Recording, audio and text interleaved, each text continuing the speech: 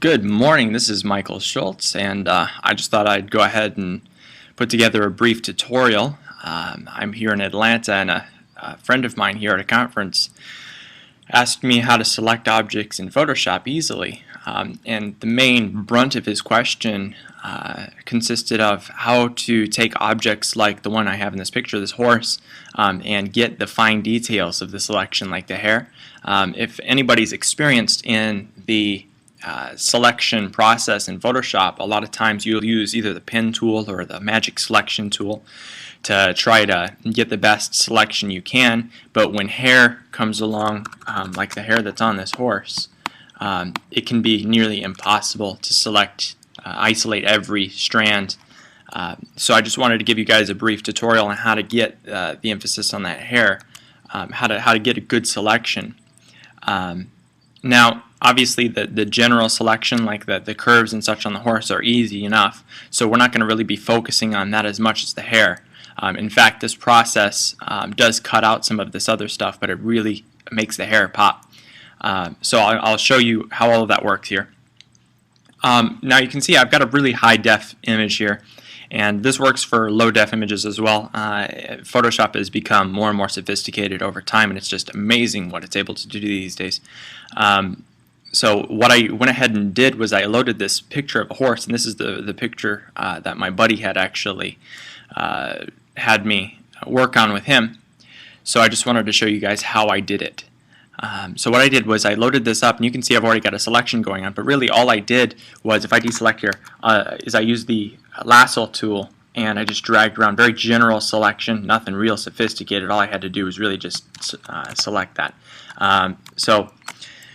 And you don't have to be too detailed. You'll notice that my selection isn't very close to the horse's face or hair or anything like that, just as long as you kind of isolate the horse from the rest of the background enough to make Photoshop know what you're trying to select. Okay. Now, when you're done selecting, there's this really cool new tool that Photoshop gives us, and they've sophisticated it since Photoshop CS5 came out. And I think Photoshop CS 5.5 is has actually got a better version of this, but I'm going to show you what CS5 can do for you. All right. Now, when you've got this lasso tool selected and you've already made your selection, all you have to do is go up to this Refine Edge button. Now you'll see that I actually went ahead and duplicated my layer just in case I screw anything up or I need to grab any more details out of the original image. It's always good to have a backup. All right.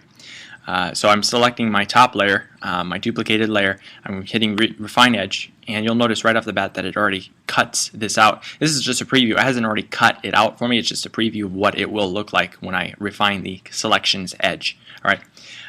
And what's really cool is, with the click of one button, you can make this image do some amazing things right off the bat. And you'll notice edge detection. Edge detection is a cool new feature that Photoshop has, and all you have to do to make this start working for you right away is press the radius slider and bring it up. I'm going to bring it up halfway, and you can see already that it's isolated a lot of the hair strands and given us a lot more detail. It's not as sophisticated yet as I'd like to show you, but you can see right off the bat that just sliding this up to 50 or 37% or 37.5 pixels rather has isolated a lot of the strands and brought out the background. And you'll also notice that the hoofs, which are have a white tint to them, have actually been deselected, and that's where our duplicate layer will come in handy, because we'll be able to extract the hoofs and be able to apply them properly as opposed to cutting them out. But it's really the strands of the hair that you'll be interested in here. So let me see if I can zoom in here and show you exactly what's going on. I'm going to keep bringing this radius up, and you'll notice that the background is being extracted.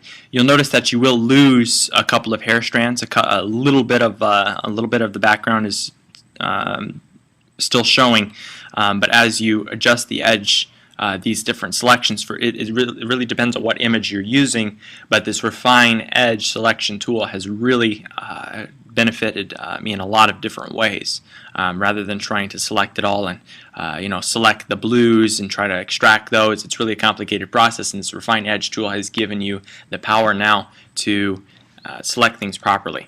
All right, and you'll see as I zoom out that the quality is just amazing as I just go ahead and pop a couple of these values up and show you exactly what's going on here.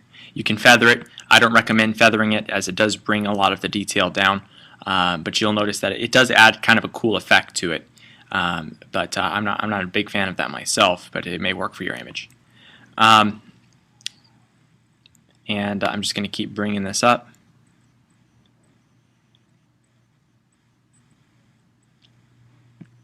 Alright, I've got a selection that I think is going to work for me. Let me actually bring that down just a tad.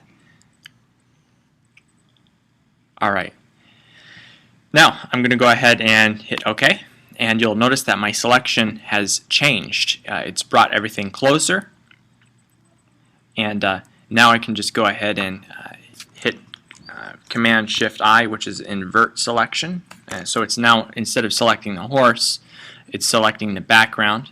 And when I hit the backspace button, it should delete my background. Let me actually make this invisible and give myself a black background to kind of show what's going on here.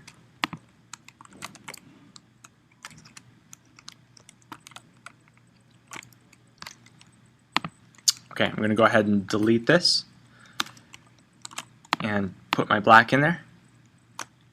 Okay, and so you'll notice that the background, there's still some light back there, but you'll notice for the most part that the strands have been isolated, and once again you're going to have to play with the settings to get it exactly right. But as you throw this into other backgrounds, like you know, a lighter color such as green,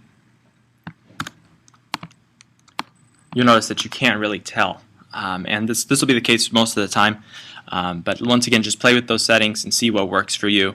And if you lose quality in different areas, you can duplicate the layer and use your eraser tool to bring in a lot of the details that you've lost. But once again, these strands of hair have been isolated quite effectively. So this is a tool that I found beneficial in a lot of different aspects, and I'm just hoping that it works for you too. All right, thanks.